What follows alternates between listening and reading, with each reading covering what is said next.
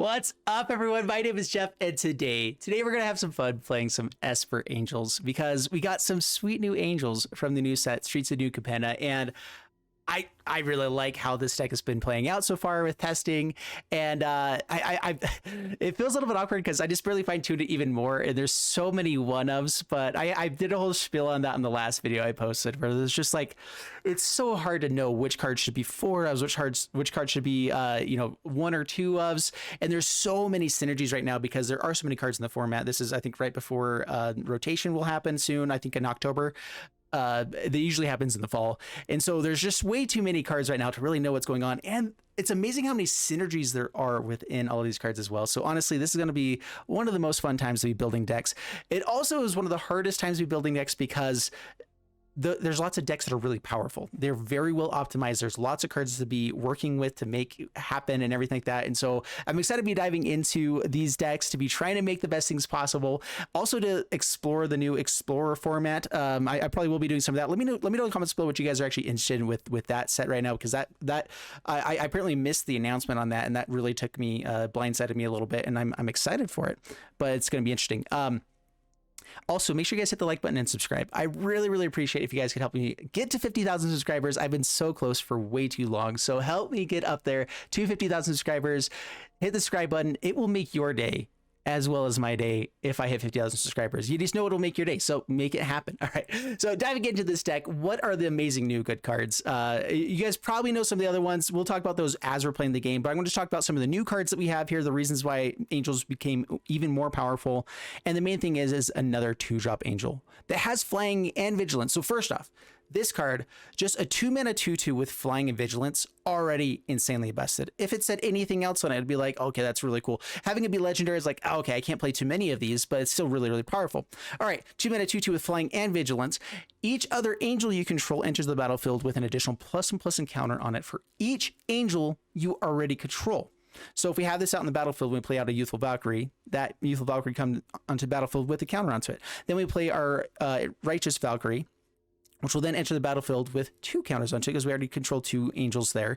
And then any other angel that will enter the battlefield from that point on will have multiple counters onto it, which will raise the toughness of that creature to then be able to give us more life for our Righteous Valkyrie, which will get us up to our 7 life total a lot quicker, which then everything else will get buffed by +2/+2, and getting 3, 4, 5 counters onto it for each time if we are able to keep that many creatures on the battlefield at that time. But it just becomes really busted. So if we go up against a deck that doesn't have really good early game removal, we could just steamroll by having Gaida out there. It also ramps us up. It can tap 1 white mana, spend this mana only to cast an angel spell. That's great. We do have plenty of angels in the deck here with this. We do have a lot of other stuff as well. We're playing very mid-rangey. The nice thing, though, is that we have 2 really powerful 2-drop angels now instead of just the 1, which was the biggest downside of angels before, is that they were all 3-drop and higher, and they finally gave us some other good 2-drops. This one's even better than Youthful Valkyrie, which Youthful Valkyrie was already like one of the better 2-drop angels we'd ever seen before. And so this is really insane. So yeah, Righteous Valkyrie, sweet. We still have lots of other stuff. The other kind of synergies that are going on with this deck is when this enters battlefield, choose target creature you control that you don't control and tap it if you control a creature with a counter on it. So we want to have creatures with counters on it. If you control a creature with counter on it, the chosen creature doesn't untap during its controller's next untap step. That's one of the hardest things. Is we have to. A lot of the angels that we got from this set were in the white, blue, and green ones. I think that's the one with the shield counters. Sanctuary Warden has shield counters on it as well. Enters the battlefield with 2 shield counters onto it. Whenever it enters the battlefield or attacks, you may remove a counter from a creature or planeswalker that you control. If you do, draw a card and create a 1/1 green-white citizen creature token. So that is awesome, making sure that we can draw cards with a big dude at the top end is actually really cool. Having a massive threat that is hard to kill with 2 shield counters onto it, and also being able to draw cards is just super cool. And then what is the other one? Yeah, so you have Inspiring Warriors here, just another 3-drop 2/1 that can enter a battlefield, draw a card, and gains life, and it's an angel at the same time, so that's huge. And then we have Metropolis Angel. Whenever you attack with 1 or more creatures with counters on them, draw a card. So we get our card draw abilities, all that stuff here. The biggest downsides of these cards is that they don't have high toughness. They're a little bit easy to kill. They are flyers. Like this, Metropolis Angel is still a great card for Righteous Valkyrie, but if we don't find a Youthful Valkyrie or a Gaida, we don't really have a ton of ways to be getting counters onto things, which is why I splashed in a little bit of, like, I put in 1 Elspeth Resplendent and 2 copies of our Slip Out the Back. So 1 mana instant, put a counter onto target creature, it phases out. We also have Luxor. Equipping this onto a flyer that has a few counters onto it is just like almost game over immediately. 1 mana creature gets +1/+1 for each counter onto it. I did another video all about this one with planeswalkers and stuff, which I somehow forgot the Broker's Ascendancy card in that. I don't know why I was thinking that it didn't do stuff with loyalty counters. I had read that before, got all excited, totally forgot about that part. Thought it only put counters onto creatures and just forgot to put it in that deck. Anyway, equip permanent isn't a planeswalker and is a creature in addition to its other types. So you can equip a planeswalker for 1. That's why we have our 1 Kaito, our 1 Elspeth to make sure those work. But this is powerful enough just if we get the Gaida and Youthful Valkyrie getting lots of counters onto them, and just being a powerful flyer, hitting over the top is super good. The biggest downside of this deck is, and these cards that need us to have counters on things, is that legitimately the only 2 cards that really give good counters in the deck is Gaida and Youthful Valkyrie. If we have Gaida, literally everything in our deck has counters in it. If we get that out first and it survives, literally every card will have a counter on it. Or we don't get it and literally nothing will. And so it's kind of a risk, a gamble. That's why they're 1-ofs and 2-ofs instead of being more. And so we're still just going for the main game plan of get Righteous Valkyrie out there, have some stuff hit the battlefield. We have a bunch of flyers that are really big. We have Retribution to give us 4/4 Vigilance Angels that are going to be good blockers. If we get to the end of this one, we can win the game immediately. Right, Rampage Valkyrie is still useful. So that's why we're still going into black, to make sure that we get the extra value out of all of these cards. Right now we're at 25 lands with the Ameria's Call. I was debating if I wanted to get 1 more in here, but so far it's been playing out pretty well. I really like what we have here in the early game stuff for removal, for tempo-y kind of mid-range play, and so that's a deck. Let's go and dive into it. I've talked a lot about it. Let's wish me luck. So like, subscribe, all the things. Here we go. Alrighty, up against Sukurabe, and a little bit of an interesting hand here. Definitely keepable. So we shall. Only 1 angel is the biggest issue, and like I was saying, we really need our 2-drop angels. But I like this. I like that we have removal and we have a creature, and I'm not going to mulligan down to something worse. Just tapped. Nor do I need to play out Luxor right away. Whoa. So we'll play this out on a blue. Pass turn. Hold on to Fateful Absence. Double Righteous Valkyrie. Swell stuff. All right, let's see what we're up against. Some Jund stuff happening. Honestly, Jund is something I haven't looked at a ton. Oh, do I kill this? If it's an Anvil deck, giving them more artifact stuff is good. But I think that making sure they don't get really big beefy dudes is very important for us. Get out Righteous Valkyrie. We got a Riffine's Tower. I'm liking these specifically for the ability to cycle at times. Of course, that is kind of what you do with those. But I like to hold on to them in hand, sometimes even 1 extra turn once I get up to a high enough mana so that I can do that. We're going to decline.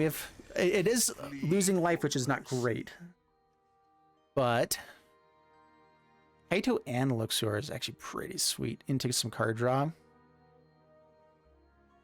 We can do that on the next turn as well. Yeah, so we're gonna play this out. We're gonna play out Righteous Valkyrie, attack in, play out Luxor.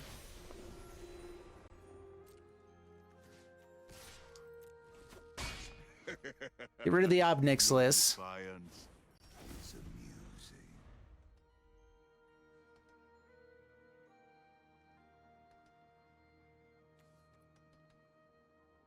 Playing Kaito there just to draw a card might have been a better play. I do want to try to get up to the 27 life. Palana, that's some reach. We're going to decline again. Life total is okay. We don't need a rush here. Yeah, this has reach, but it shouldn't be able to kill us, so we attack in like this.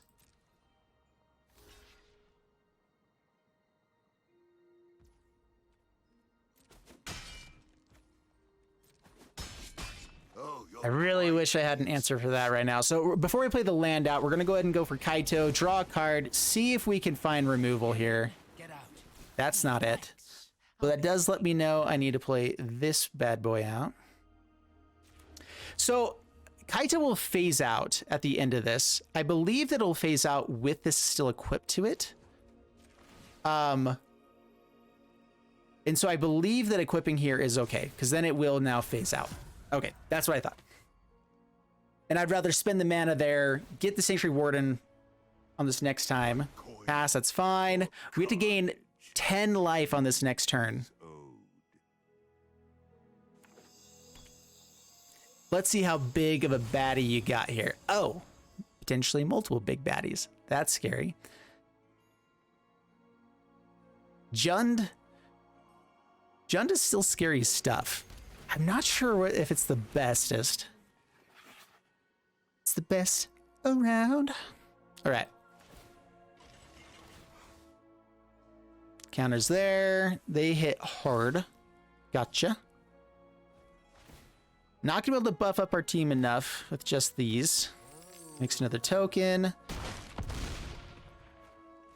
Down to 8. Going back up to 18.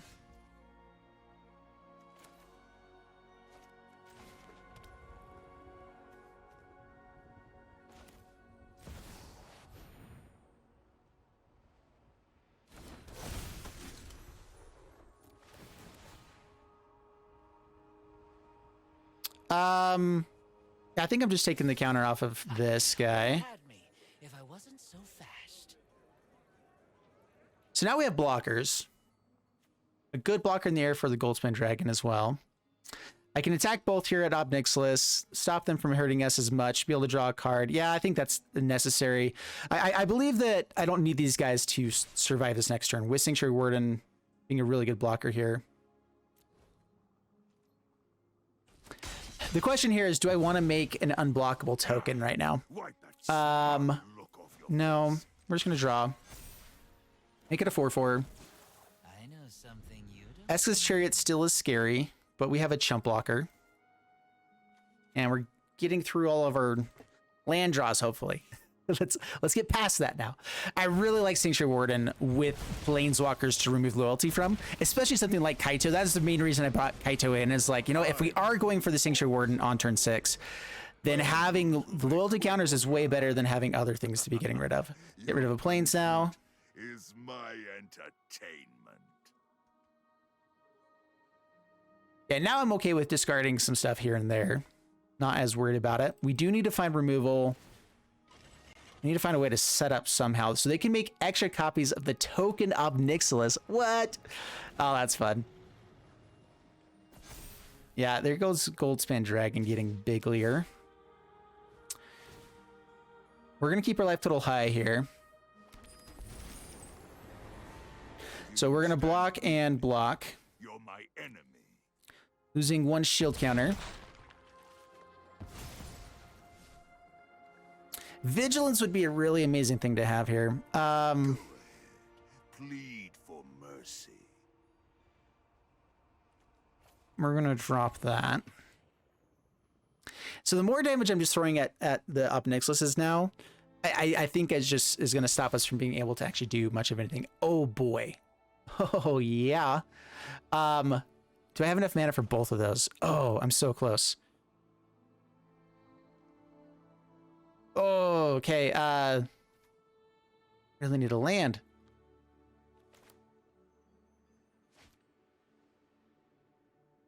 This is the most important one. We play that out. Rampage of Valkyries. I gain 8 life, not quite enough to get up to 27. So we're really hoping for the land here. So we need to attack in.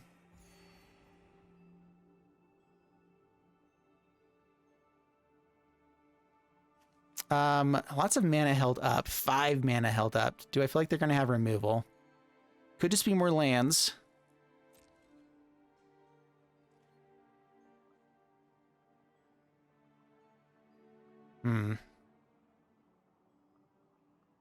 Let's see here. What am I doing? I don't want this die because then they just hit the Sanctuary Warden. I do want to attack in so I can draw a card though. So I think I'm attacking with this lady. And maybe just at face.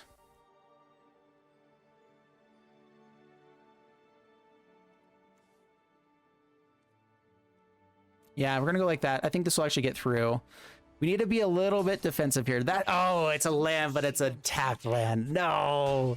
We were so close to getting the big buff, which would have been so good for us here.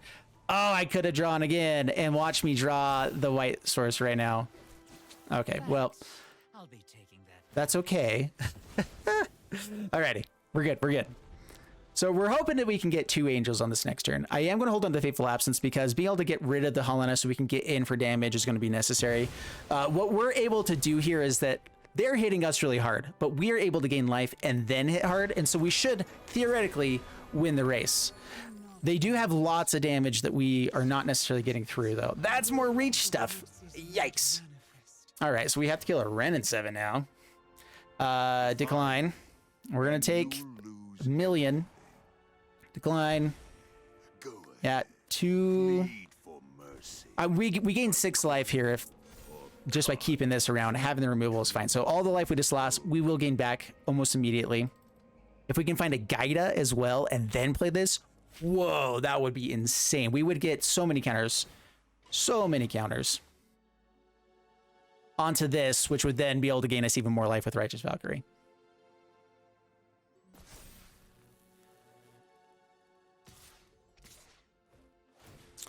All right, so here's the thing. Whenever an angel of ours dies, something from theirs dies. So we're just going to have our angel die to that. Do I want to block with the Righteous Valkyrie as well? It does stop us from gaining life. But I get to kill this, and that will be something else they'll have to kill, which they do have tons of tokens to kill.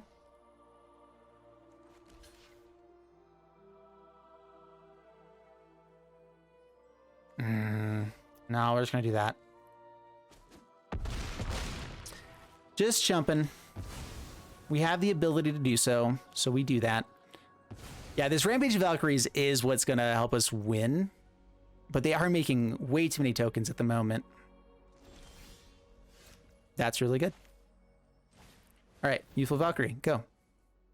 Gain 6 life. Number 2, go. Everything gets +4/+4. And we're up to 36. Alrighty, how do we win this?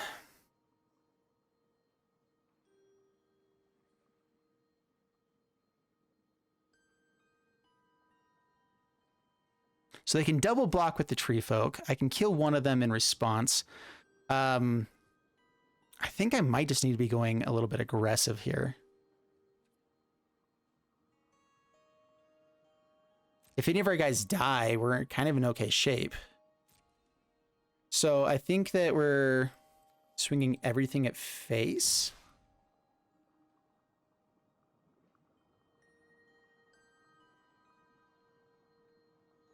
I need something to go at this Ren at 7. I'm kind of wanting to wait and see what I need to be doing with let's see here. We're gonna send the Warden at Ren at 7 because anything that blocks it, I'm kind of okay with that. Question here is, do I swing in with Kaito? Or do I make another dude? I think I want to remove the counter from there again, so that'll make it a 7. Yeah, no, so just like that. Attack in there. Remove a counter from Kaito, draw a card. I was hoping you wouldn't notice. Make another 5/5 blocker. Just that, you know, no big deal. Double blocks, okay.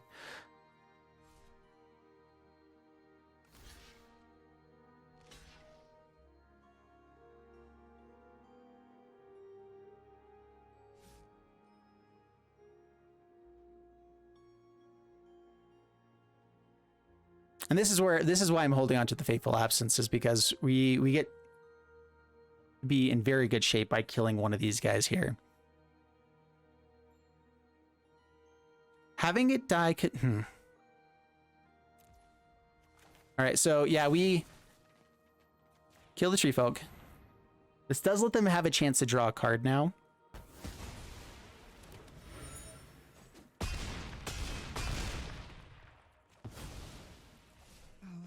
Draw another card or have a blocker. They are starting to go pretty wide, and that does get us life total a little lower. Yeah, we're gonna keep drawing cards. If it's something unuseful, Oh yeah, Linvala's sweet. Okay, okay, okay. Ha! Alrighty then.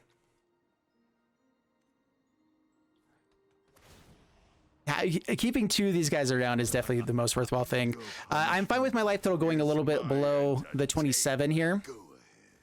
Plead for mercy. They are gaining life from this, which is the biggest issue. I was saying they weren't gaining life, but I forget once they have the devil, now they start getting life like crazy, and they can start drawing 7 cards, losing 7 life, all that kind of shenanigans soon-ish. So we do have to have some priority onto these Obnixiluses, but I think that we're still going to win by racing towards their face. We're like, if we get them low enough to where drawing 7 will kill them, that'll be better, you know. Like, so we'll see. For the love, nice. Oh man, they have just hit so many good things. I wonder if they're playing Elixir as well. With Kalane and Helena and all the Planeswalkers, it makes some sense. And it would only need to be a 1 of, but it would be sweet. So I think I need to try to kill this Estus Chariot this time. Yeah, the thing is now is like our stuff is big enough we can actually start double blocking and kill things. So we're gonna do that. And I actually want my angels to die.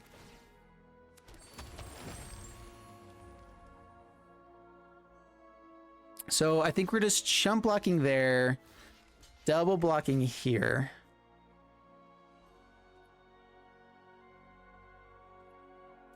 Yep, like so. If they kill the angels, we get to kill Estus Chariot first off, and then 2 more things will die from Rampage of the Valkyries. Keeping our life total high enough, yep, gets to deal 1 damage.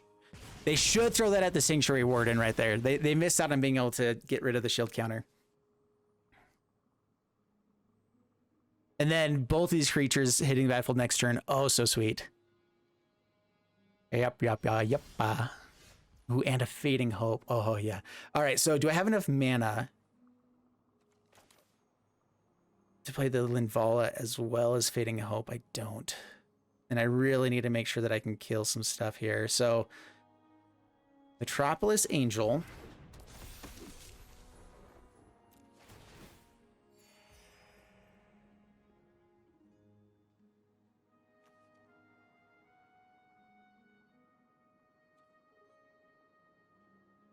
At least there's still 7/7s, which does help. Linvala could just give all my stuff indestructible and I wouldn't have any issue at all. I really need to, I want to be able to bounce one of these things in response. So we're gonna go ahead and attack in. So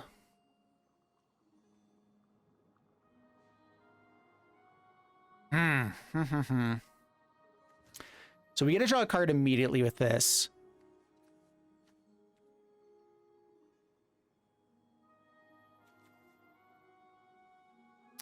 Yeah, send the guy that they don't want to block at Ren and 7 again.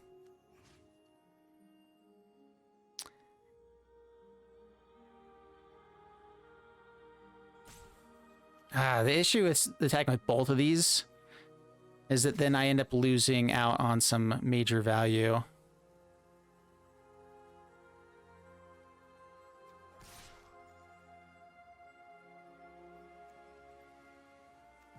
Man, I really don't know what to do. I think I need to wait 1 more turn before I do too much more here. So it might just be the Sanctuary Warden swinging in at Ren and 7. Hey, yeah. We're in okay shape. Remove a counter from the Planeswalker. Fine. I'll find another way. Now I have Fading Hope and Gaida.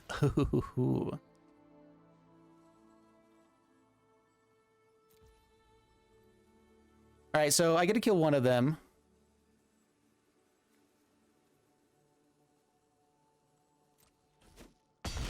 So now I can hold on to the Fading Hope. Go Gaida. It's a 6/6. Gain 12 life. Do I want to play this out or hold on to it for some other stuff? Getting to Hall of the Storm Giants isn't terrible either for us. We are drawing lots of cards. You know what? Let's draw now. There we go. Okay. Play this out on black, white, and pass turn. All right, we're in okay shape. We have the Fading Hope. Omnixluses are going to be getting up to the draw 7 soon, which honestly, kind of okay with that. They're milling so many cards over into the graveyard that really the only thing I'm terribly scared of is the Renin 7. Yeah, I mean, like, them drawing 7 cards is bad. That's so much value, but we're also drawing 3-4 cards a turn right now, too. That it's kind of a matter of, like, they might just mill themselves out by milling over 4 every time, drawing 7 eventually. So they're going to go for the stuff to sacrifice. I have a job for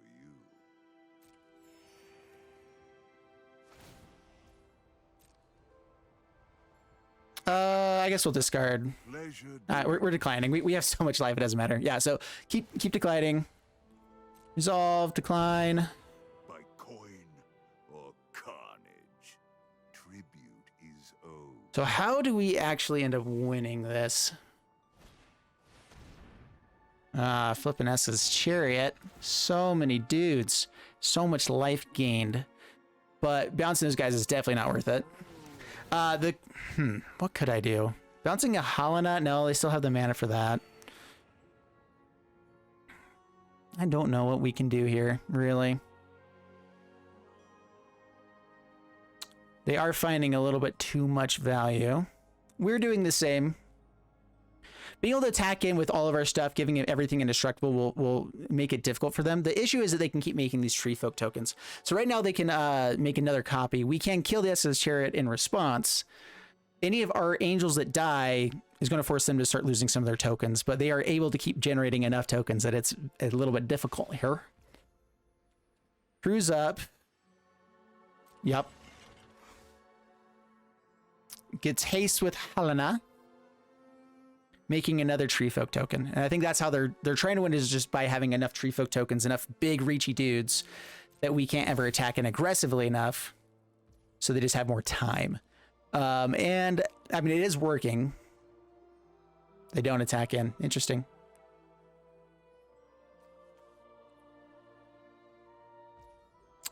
I could bounce the Goldspan Dragon here. They just have so much mana. 4 cards in hand. They've got to have something other than the lands, right? It's 7 here to go off.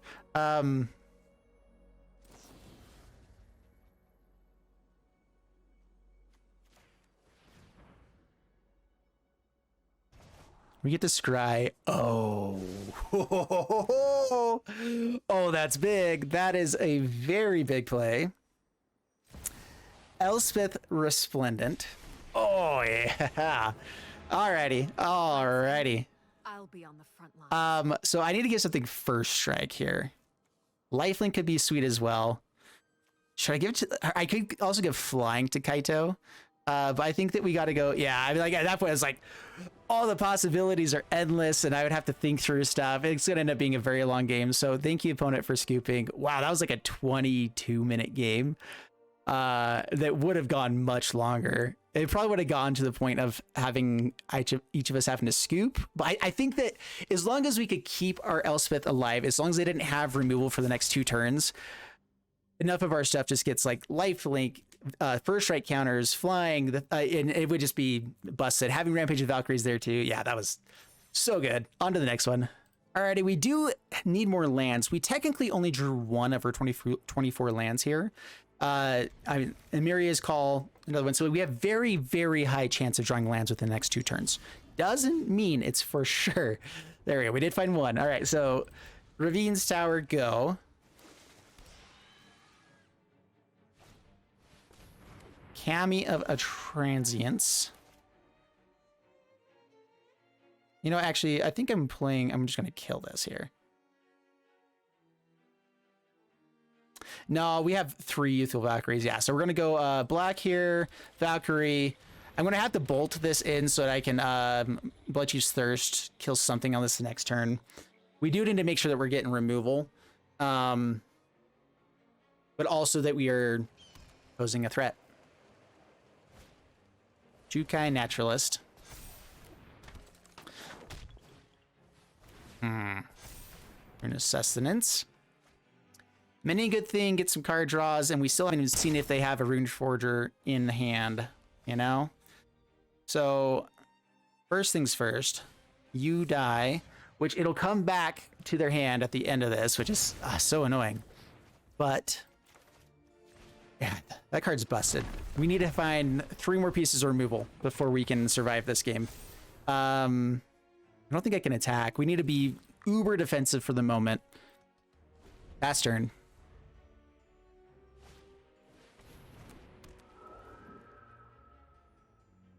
They have a rune of speed. That would be bad.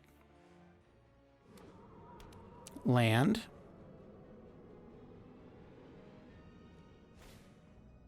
All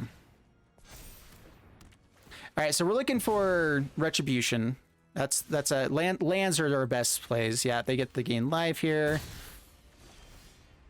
Tapped land. Tapped lands aren't the best, but it's okay. Trapless Angel lets us start drawing cards. No attacks, pass turn. All right. Retribution can be sweet. If we end up keeping several of our creatures, is it based off the power or the toughness?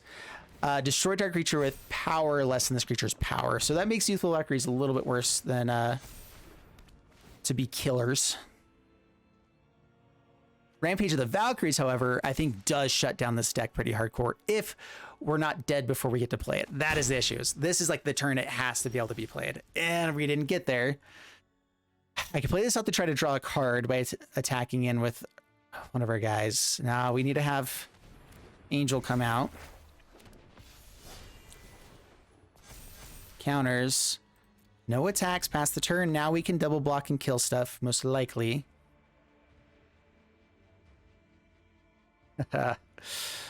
In a rough spot. We need an untapped land for this Rampage of the Valkyries. And then into Sanctuary Ward, and then I think we can stabilize. But if we can survive this turn, play out Rampage of the Valkyries, block aggressively, have several things die, and then get to force all their other stuff to be sacrificed, oh so good. But we shall see. Spreading the love. All right. Or the love.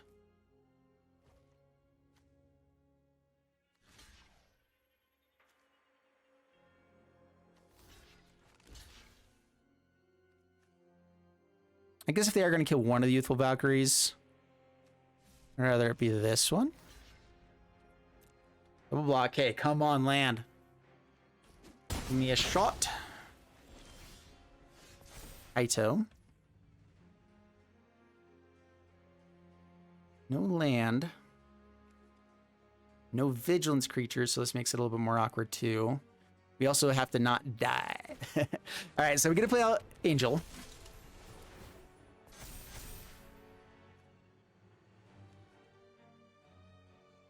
I don't think I can attack in. I really want to find the land right now, but I don't think I can attack in. I think, if anything, I have to block here. Or I have to kill these guys right now. Is it... Or less than this creature's power. So... You die.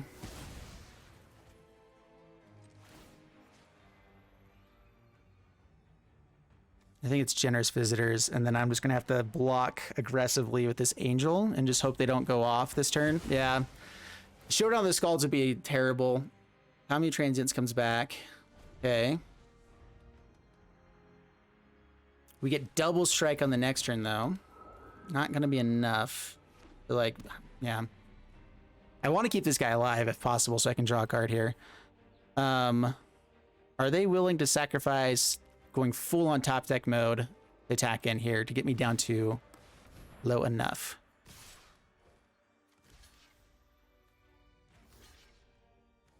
Well, that's a tough choice. If we do get to Rampage of the Valkyries, this will be the better play. Oh, man. All right, down to 3. Forgot about the Lair of the Hydra. Oh, yeah. Yeah. That's somewhat better. But I still have to survive here. Get some counters onto my dudes.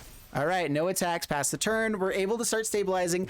Give me a land deck. Come on. We started this with 1 land in my hand. And so, I mean, like, we've had very few lands we've run into. There, we flip and go. All right. And now it's game over. I don't know how they win from this point. I should not be speaking like that because it's going to happen. All right. Can I even attack it? I'm going to attack him with just Righteous Valkyrie because that's the one I don't want to block with. So yeah, attack in. Faster. Start chipping down from that 11 over starting life total. Yeah, there's the Rune of Sustenance. Okay. Cool thing here is if any of our guys die, it sets up for them to be in really, really bad shape. So we actually want our guys to die. We want them to not find... Oh, they only found a land there? Oh, land. Yes, yes, yes. All right. Do I want to go for Kaito? No, we're going for gain 10 here. Or, sorry, gain 5. It counters onto everything. Remove a counter from this one. Back with the Vigilance personage. And you again. And that's it. Down to 13. Sorry, down to 23. Ah, they found a showdown with the Scalds. All right, so we were really needing them to just to keep top decking. And now they have Rune Forger, so they can go off like crazy here. However, if they get too aggressive and swing in, we don't die and they kill enough of our guys, then they lose their entire board. That is the dream.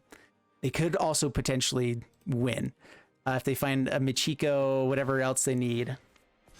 We're still in bad shape. Sanctuary Warden is pretty sweet here. I probably should have held back the Valkyrie. The 2 extra points of damage was not good enough there. Oh, for the love. And it doesn't die. Yeah. Dude, this deck just never quits. I hate it so much. Just quit one time. Just, you know, you can do it. You can be a quitter. All right. So I'm hoping for them to be very aggressive here. I found another white source, which means it could be another touch of the Spirit Realm.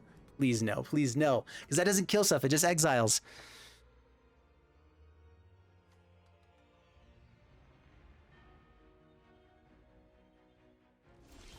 Oh, man. Yeah, they're playing it smart.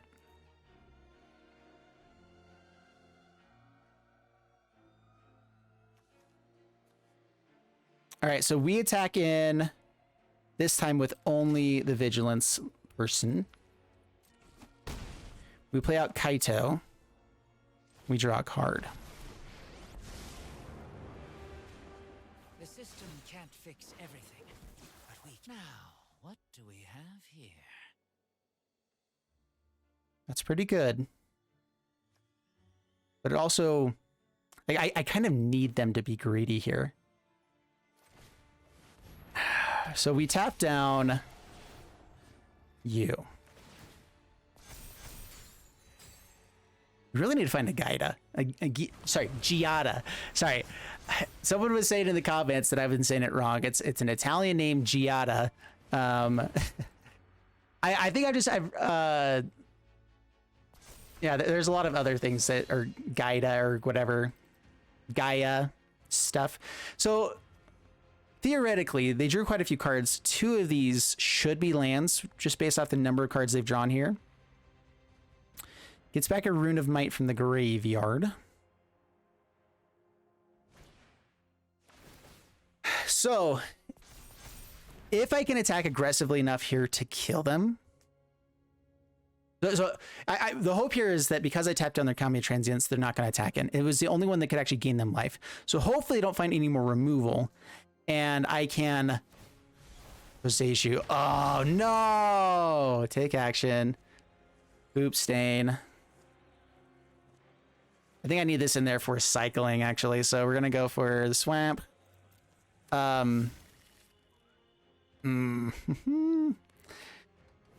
We were getting to the point where, like, if we get enough life off of a creature into the battlefield, whatever, we could actually... We're doing close to 19 points of damage here. They're not able to gain life except for these guys now. We no longer have the Rampage of the Valkyries.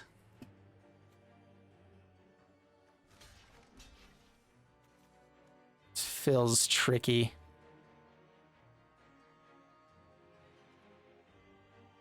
Yeah, I think it's just to gain life right now. because they recognize we do have lethal. Yeah, so they're just going to gain life. Negate. So I also have Cave of the Frost Dragon. Let me see here. So 14, 16, 20, 22. So that's 25.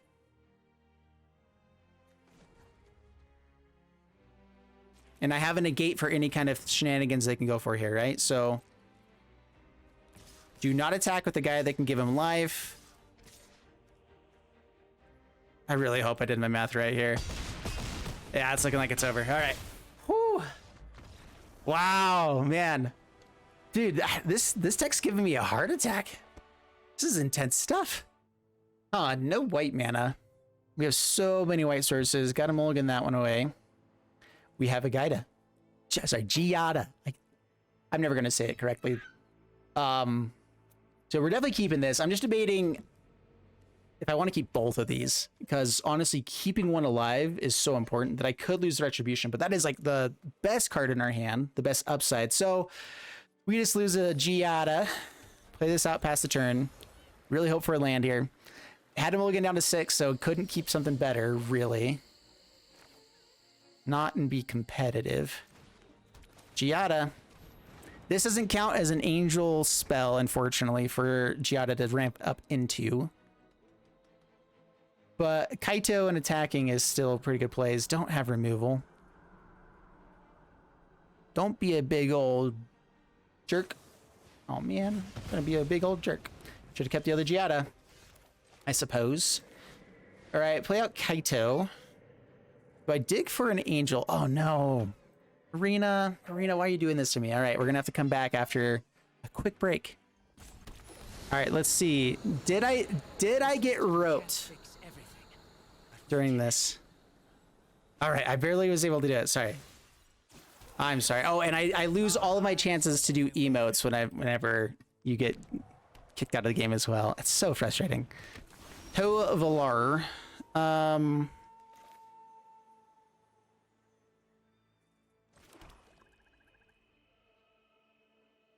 Yeah, I think we're just attacking in, drawing a card. I want to see if I can find a 2-drop, because I do just want to kill this instead of letting it stick around. Land. So then we definitely go for the Retribution. We need to get our 4/4 should theoretically be able to block this. If they have removal, we're in trouble. We lose our Kaito and everything, so like that could go very, very bad for us. All right. They pass. They flip it over. Elspeth can give this counter and then kill. That's what we do. All right. Go Elspeth. The bomb diggity sauce. No! Oh, that's brutal. So this has to be, it's less than. So it has to be less than, not just power equal to, less than. And that is bad for us. Bad for Hefe. So they can give a buff and trample. But we're going to attack in for 5. We're going to get their life total start ticking down. Oh, man. Bringing in... I figured they must have something there. I should have played around it a little bit better. It was just so much upside. I know something you don't know. Yeah, past turn. It was holding up because I could technically kill my own ninja. I was trying to figure why it was doing that. It doesn't say opponents that have this or whatnot. All right, so this can come in with haste and yeah, all sorts of bad things.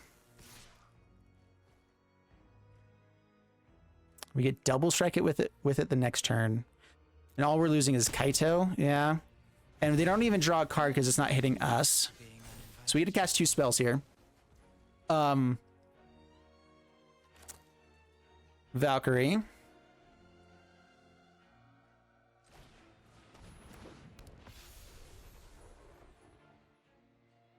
I need to cast 2 spells so that I'm debating which one I wanted to kill. Flipping this around, it'll become a 2/2. or they can make a bunch of 2/2s, but I'm not worried about that really. So mostly I'm just doing this to kill this. The tokens we can kill with the Blood Chief's Thirst. We're gonna hit in for whoa. Oh, I could also kill. Ah, man. Do I go racing here? Or should I just kill this? It's potentially safer. I'm losing out on 8 points of damage. They go down to 6, 5 with this. Then we have it in the air, so they have to have removal. I think it's here. They have to have removal now. If they have just blockers, we have Blood Chief's Thirst. Could have the card draw from this. I want to be able to play Sanctuary Warden, and that's our second blue source there. So we're in okay shape. Maybe. Potentially. 4 mana. Wolfies that can come out. They can play stuff at flash speed, which does turn off our Blood Chief's Thirst. Whoa, server. Okay. All right, it worked out. Oh man. 3-0. Those are long games, so I'm probably gonna cut it here. Let's go into the deck review now. All right, guys, Arena is getting super laggy, and those are 3 really long games. We're probably only gonna be able to get those 3 in for this deck right now. Oh my goodness, dude, this deck was sweet.